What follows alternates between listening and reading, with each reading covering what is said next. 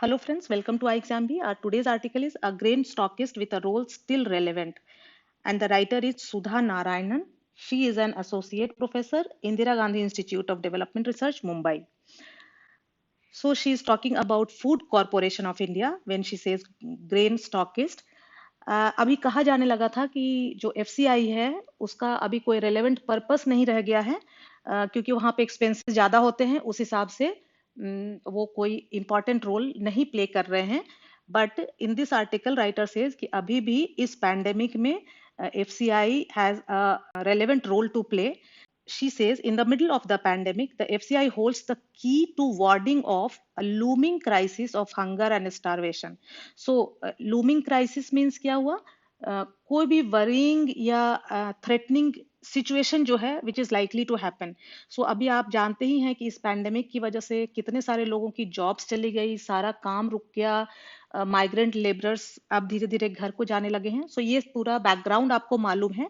अब जिनके पास काम नहीं है, जो डेली वेजेस पे थे, जो पुअर लोग हैं, उन ये खतरा है, ये क्राइसिस आ सकती है कि कहीं वो भूख से उनकी मृत्यु ना हो जाए. सो इस क्राइसिस से बचने के लिए ward off means to prevent a danger, कोई भी ऐसी कोई समस्या आने वाली है उससे बचा ले जाना. At present FCI holds the key to ward off a looming crisis of hunger and starvation. So यहाँ पे ये याद रखें आप, English vocabulary point of view से ward off is an important, it is a phrasal verb, and looming crisis, any threatening situation which is likely to happen. Okay, so let us start the article. So it says, for several years now, काफी सालों से FCI Food Corporation of India has drawn attention for all the wrong reasons. So जब भी काफी सालों से जब भी FCI न्यूज में आया है या अट्रैक्ट किया है हमारा ध्यान अपनी ओर, तो किसी ना किसी गलत रीजन से ही किया है, किसी अच्छी वजह से नहीं किया है. 1964 में ये सेटअप हुआ था और शुरू का जो डेकेड था, शुरू के जो 10 इयर्स थे, उसमें इसने काफी इंपॉर्टेंट रोल प्ले किया. एट द फोर फ्रंट मतलब काफी इंपॉर्टेंट पोजीशन पे था FCI of India's quest of self sufficiency in rice and wheat, rice और व्हीट में फॉलोइंग द ग्रीन रिवॉल्यूशन. सो उस समय 1964 में ये इस्टेब्लिश हुआ था. उस समय ग्रीन रिवॉल्यूशन की वजह से इंडिया जो है राइस और व्हीट, गेहूं और चावल उगाने में सेल्फ सफिशिएंट होने लगा था. काफी सारा ग्रेन इंडिया खुद ही उपजाने में सक्षम हो गया था और सेल्फ सफिशिएंट होने लगा था. सो उस समय किसानों से प्रोक्योर करना, उस समय FCI का काम था कि जो इतने सारे अनाज किसान उगा पा रहे थे उसको प्रोक्योर करना, फिर उसको स्टॉक करना और फिर वो जो स्टॉक किए हुए ग्रेन थे उससे पब्लिक डिस्ट्रीब्यूशन सिस्टम को सपोर्ट करना. लेकिन धीरे धीरे लोगों को ऐसा लगने लगा, many began to see it as a behemoth. Behemoth अगर आपको याद होगा, वेरी ह्यूज, इनॉर्मस, और ये वर्ड हमने देखा था जियो और फेसबुक की जो डील हुई थी उस वाले आर्टिकल में. सो आपको याद होगा, वेरी लार्ज ऑर्गेनाइजेशन. सो कुछ लोग ऐसे देखने लगे it as a behemoth that had long outlived its purpose. मतलब ये अपना पर्पस खो चुका है, इसका जो पर्पस था वो अब कोई भी पर्पस सर्व नहीं कर पा रहा है. Its operations were regarded as expensive and inefficient. ऐसा लगने लगा कि FCI में जितना एक्सपेंस किया जा रहा है, बहुत ज्यादा खर्च हो रहा है, लेकिन इन एफिशिएंट है, कोई भी एफिशिएंसी नहीं है, ऐसा लगने लगा धीरे धीरे में. शुरू का एक डेकेड तो अच्छा था, मतलब शुरू का 10 साल तो सही था. 70s 80s में काफी सारी बातें आई कि पुअर स्टोरेज कंडीशंस की वजह से कि काफी सारे ग्रेन्स हम खो देने लगे, मेनली पेस्ट्स, रैट्स. मतलब जो ये स्टोरेज करते थे उसके कंडीशंस ठीक नहीं थे या उस पर ध्यान नहीं दिया जाता था, एफिशिएंसी नहीं थी. सो पेस्ट्स की वजह से, रैट्स की वजह से वो कई जगह अनाज खराब हो जाते थे. फिर डाइवर्जन ऑफ ग्रेन्स होने लगा, मतलब उसको भेजना कहीं और है और भेज कहीं और दिया, means corruption was widespread. So यहाँ तक कि एक फॉर्मर चेयरमैन थे, उन्होंने कहा कि सिर्फ रैट्स की प्रॉब्लम नहीं है, यहाँ पे ह्यूमन रैट्स की ज्यादा प्रॉब्लम है. सो वो रैट्स जो चूहे ग्रेन खाते हैं उनकी तो प्रॉब्लम है ही, लेकिन ह्यूमन रैट्स की भी प्रॉब्लम है, जो कि ग्रेन्स को डाइवर्ट कर देते हैं, उनको कहीं और बेच देते हैं. और मतलब करप्शन यहाँ पे उनका इशारा है. By the late 90s FCI was often referred to as the food corruption of India. और ऐसा भी एक समय आया 90s में जब इसको फूड कॉरपोरेशन नहीं, फूड करप्शन ऑफ इंडिया कहा जाने लगा. not entirely facetiously. So facetiously क्या होता है, ये भी एक अच्छा वर्ड है, इंपॉर्टेंट वर्ड है, याद रखना चाहिए कि जब कोई मजाकिया तौर पे कुछ कहता है। सो यहाँ पे कहते हैं कि फूड करप्शन ऑफ इंडिया कहा जाने लगा, और ये इसको हम सिर्फ मजाक में नहीं ले सकते, इसमें काफी सच्चाई भी थी। Then the writer says that इन सारी बातों के बावजूद, जो डूबियस रेपुटेशन है एफसीआई की, उसके बावजूद कंसिस्टेंटली एफसीआई पीडीएस को मेंटेन करने में सफल रहा है, और पीडीएस जो कि लाइफ लाइन है vulnerable millions across the country. So PDS के थ्रू गरीब लोगों को, जो मिलियंस ऑफ पुअर पीपल हैं, उनको बहुत ही सस्ते में 2-3 रुपए में चावल, गेहूं, ये अनाज मुहैया हो जाते हैं। सो उनके लिए तो ये लाइफ लाइन का काम करता है। और खास करके आज कोविड-19 पैंडेमिक के बीच में अभी जो है, इसके हाथ में काफी बड़ी ताकत है, चाबी है, जिससे कि ये जो क्राइसिस है हंगर और स्टारवेशन को, उससे बचा जा सकता है। एफसीआई उससे बचाने में लोगों को काफी मदद कर सकता है। लॉकडाउन के पहले काफी एक्सपर्ट्स कह रहे थे कि 77 मिलियन टन्स ऑफ ग्रेन्स हमारे गोडाउन्स में है, मतलब एफसीआई में है, और अभी it is on the eve of new round of procurement, अभी नया खरीदने के भी प्रोसेस में है FCI.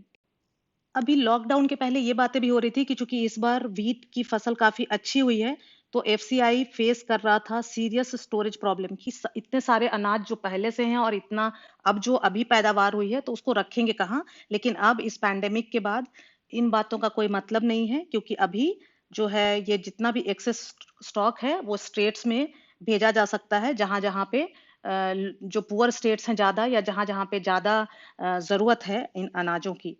As of 13th April 2020, FCI has already moved 3 million tons. 3 million tons जो है post lockdown Uttar Pradesh, Bihar, waste Bengal, Karnataka और नॉर्थ ईस्ट के भी कुछ जगहों पे ऑलरेडी इन्होंने भेज दिया है। जहां इन जगहों पे जहां से भी ये आया कि यहाँ पे अभी डिमांड ज्यादा है, जरूरत ज्यादा है, सो यहाँ पे 3 मिलियन टन्स भेजे जा चुके हैं ग्रेन्स एफसीआई के द्वारा। The FCI is also enabled purchases by states and non-governmental organizations directly from FCI depots, doing away with e-auctions typically conducted for the OMSS, the Open Market Sales Scheme. With Rabi procurement underway in many states, it seems that the country will secure ample food supplies to cope with the current crisis. So कहते हैं कि ample food supplies है, so जो current crisis है उससे cope हो जाएगा, उसको crisis को प्रिवेंट हम कर पाएंगे। एफसीआई अगर प्रोएक्टिवली स्टेप्स लेता है तो आसानी से ये किया जा पाएगा। और फिर किस तरह से इनको स्टेट्स में भेजने चाहिए अनाज, सो राइटर कहते हैं कि रेल सबसे अच्छा माध्यम है जिसमें कि सेफली ग्रेन्स को कंटेनर में ले जाया जा सकता है, और जहां जहां ट्रेन की सुविधा नहीं है, रेल पटरी नहीं है, वहां वहां रोड से इसको पहुंचाया जा सकता है। नेक्स्ट ये कहते हैं कि पोजिशनिंग स्ट्रैटेजी क्या होनी चाहिए, कि पहले से ही इस आधार पे कि कितने माइग्रेंट लेबरर्स कहाँ कहाँ किस किस स्टेट में लौटे हैं, कितने लोगों की जॉब गई है, कितने ऐसे इनफॉर्मल सेक्टर के लोग थे, डेली वेजेस वाले लोग थे, किस स्टेट में किस जगह पे ज्यादा लोग ऐसे होंगे जिनको अभी डेली इनकम नहीं हो रही है, वहां वहां पे उन हॉटस्पॉट्स को आइडेंटिफाई किया जाए। पहले आइडेंटिफाई करने के बाद जहां जहां हॉटस्पॉट्स आइडेंटिफाई किया जाए, उसके आसपास के कहीं पे फूड ग्रेन्स पहले से ही भेज देना चाहिए। ऐसा ना हो कि कहीं पे कोई पता चलने लगे कि अब वहां पे फूड ग्रेन्स बिल्कुल नहीं है, लोगों की मौतें होने लगी हैं, उसके बाद एफसीआई में हलचल शुरू हो और उसके बाद यहाँ से भेजा जाए, तब तक काफी लेट हो जाएगा। इसीलिए कहते हैं, राइटर कहती हैं कि पहले से ही ये आइडेंटिफाई कर लेना चाहिए ये हॉटस्पॉट्स, और उससे कहीं आसपास ही पहले से ही एफसीआई को भिजवा देना चाहिए। तीसरा कहते हैं कि अभी सेंट्रल गवर्नमेंट को पीडीएस और प्रधानमंत्री गरीब कल्याण योजना के बियॉन्ड भी सोचना चाहिए। सो यहाँ पे सेंट्रल गवर्नमेंट को थोड़ा सा जो एक्सपेंसेस हैं वो उठाना चाहिए, क्योंकि स्टेट गवर्नमेंट को अभी कोई भी जीएसटी का पैसा नहीं मिला है, ऑलरेडी उनकी हालत ठीक नहीं है। सो सेंट्रल गवर्नमेंट को थोड़ा सा ये खर्च उठाना चाहिए। दूसरा, जो स्टेट लेवल पे, पंचायत लेवल पे थोड़ी सी फ्लेक्सिबिलिटी देनी चाहिए कि वो खुद डिसीजन ले पाए कि यहाँ पे अगर ज्यादा जरूरत है, उन्हें ऐसा लगे कि यहाँ पे किसी की मृत्यु, लोगों की मृत्यु हो सकती है भूख से, तो वहां पे वो डिसीजन ले सकते हैं कि ठीक है यहाँ पे इतना अनाज डिस्ट्रीब्यूट कर दो। तो इस तरह का थोड़ा सा रिलैक्सेशन, और सेंट्रल गवर्नमेंट को एक्सपेंसेस थोड़े बेयर करना चाहिए बियॉन्ड पीडीएस, और प्रधानमंत्री गरीब कल्याण योजना के बियॉन्ड भी कुछ स्टेप्स सेंट्रल गवर्नमेंट को लेने की आवश्यकता है।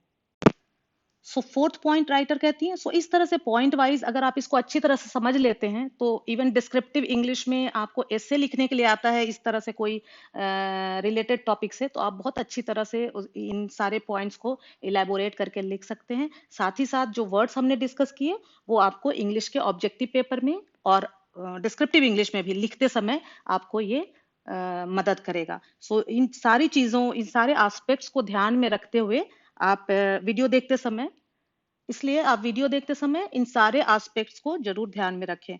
सो फोर्थ में राइटर कहती हैं कि जो एफसीआई का गाइडलाइन होता है वो फीफो का होता है। फीफो मतलब फर्स्ट इन फर्स्ट आउट। पहले जो अनाज आया है वो पहले उसको डिस्ट्रीब्यूट किया जाएगा, फिर उसके बाद जो आया है उसको बाद में किया जाएगा। इससे क्या होगा कि जो पहले आया था उसको पहले निकाल दिया जाएगा, तो खराब होने का खतरा नहीं रहेगा, है ना। तो ये तो लॉजिकल है, ये सही भी है, तो इसी तरह से एफसीआई करती है और हर कोई यही करेगा। लेकिन आज की डेट में राइटर का कहना है कि अभी इस चीज को पे टाइम वेस्ट ना करे एफसीआई ज्यादा।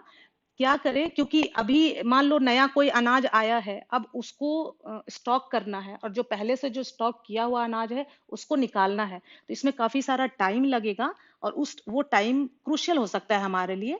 सो बोल रहे हैं कि वैसे आम दिनों के लिए तो वो फीफो जो है ये सही है, लेकिन अभी उसको रिलैक्स करके और जो तुरंत अनाज आया है उसको भी भेजने की आवश्यकता पड़ती है, तो भेज दें। फिफ्थ में राइटर कहती हैं कि अभी जो फार्मर्स हैं वो डायरेक्टली कंज्यूमर से जुड़ने की कोशिश कर रहे हैं।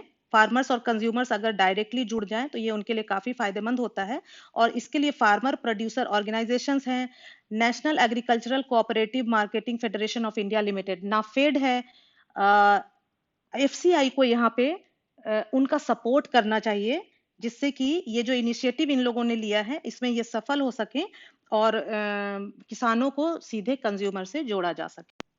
जो नाफेड है, national agricultural cooperative marketing federation of India limited, ये is well placed to rope in expertise to manage the logistics to support these efforts. NAFED has already taken the initiative to procure and transport horticultural crops. Several state governments too have put in systems to procure horticultural crops. So कहते हैं कि जिस तरह से horticultural crops के लिए किया है, उसी तरह से उसी लाइन पे एफसीआई ये एफपीओज को सपोर्ट करने के लिए और फार्मर ग्रुप्स को सपोर्ट करने के लिए कुछ स्टेप्स ले सकती है, जिससे कि काफी मदद मिलेगी डिफरेंट एस्पेक्ट्स में। There are two major concerns that many articulate regarding the FCI's role. The first is, so the first long term concern is cost of food subsidy.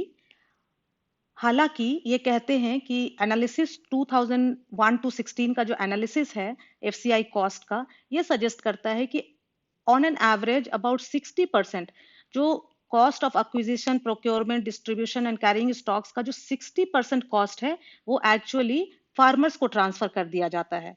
सो सारा जो पूरा का पूरा है खर्चा, उसको हम सब्सिडी में काउंट नहीं कर सकते। दूसरा कंसर्न जो है यहाँ पे बात कर रहे हैं, government needs to address the FCI's mounting debts and estimated 2.55 lakh crore in March 2020 and revisit its current preference for not liquidating these in order to contain the union government's fiscal deficit. So कहते हैं कि government को revisit करना चाहिए अभी इसका जो current preference है इसको ना लिक्विडेट करने के लिए, फिजिकल डेफिसिट को बचाने के लिए। And then she says कि some clarity on this aspect would enable the government to be bolder with deploying the FCI in the best possible way. दूसरा कंसर्न ये है कि अगर मार्केट में सब्सिडाइज्ड ग्रेन ज्यादा चले गए तो उससे क्या होगा, अभी ये सोच करके कि वहां पे बहुत सारे लोग गरीबी से जूझ रहे हैं तो उनको ग्रेन्स चाहिए, कोई भूखा ना मर जाए, लेकिन अगर वो ज्यादा भी चला गया तो फिर उसका नुकसान भी फार्मर्स को ही होगा। ये भी एक सोचने वाली बात होगी और इसको भी ध्यान में रखना चाहिए, क्योंकि फिर डिमांड घट जाएगा तो जो फार्मर उगा रहे हैं उसका उन्हें दाम नहीं मिल पाएगा। यहाँ पे जो इकोनॉमिक्स है उसको समझने की आवश्यकता है, उस बात का भी ध्यान रखना चाहिएगा। Writer says कि these are legitimate concerns but perhaps only beyond the looming emergency this summer। लेकिन कहती हैं कि ये सब concerns तो हैं, ध्यान में रखना तो चाहिए, लेकिन अभी सबसे ज्यादा जरूरी है जो looming emergency इस पैंडेमिक की वजह से जो इमरजेंसी है फेस करना है हमें, तो अभी सबसे ज्यादा उसी पे ध्यान देना चाहिए। When the pandemic is past, questions will once again surface on the relevance of the FCI. Even in 2015, the Shanta Kumar report recommended repurposing the organization as an agency for innovations in food management system and advocated shedding its dominant role in the procurement and distribution of grain। कहते हैं कि ये अभी तो pandemic से पहले हम लोग फेस कर लें इसको, इस चैलेंज को, लेकिन एक बार जब ये खत्म हो जाएगा तो फिर से इस बात को सोचना पड़ेगा, इस क्वेश्चन का आंसर ढूंढना पड़ेगा कि एफसीआई का क्या रेलेवेंस है। क्योंकि 2015 में शांता कुमार कमिटी रिपोर्ट ने रिकमेंड किया था कि इस ऑर्गेनाइजेशन का जो पर्पस है उसको चेंज करना चाहिए। इस ऑर्गेनाइजेशन को agency for innovations in food management system होना चाहिए, इसको इनोवेशंस पे काम करना चाहिए और advocated shedding its dominant role. तो अभी जो इनका प्रोक्योरमेंट और डिस्ट्रीब्यूशन ऑफ ग्रेन का जो रोल है उसको शेड कर देना चाहिए, उसको हटा देना चाहिए। अभी जो रोल है वो हटा करके प्रोक्योरमेंट एंड डिस्ट्रीब्यूशन का इसको नया रोल देना चाहिए एफसीआई को, एज प्रशांता कुमार रिपोर्ट, और राइटर का भी यही व्यू है यहाँ पे। There is no doubt that the FCI needs to overhaul its operations and modernize its storage।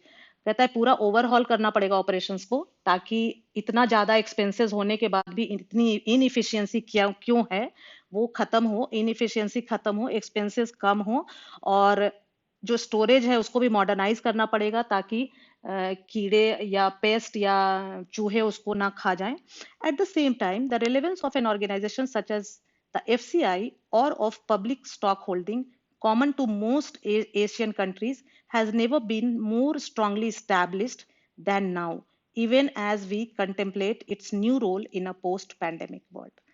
So that was all today, and we discussed some words also. I would like you to recall those words. What were the words? I'm not going to tell you the words. During discussion, we come across some new words. We discussed their meanings also.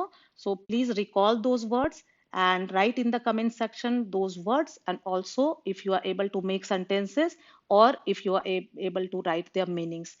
Recalling is really important. It will help you to remember the things easily. So thank you, friends. Thanks for watching.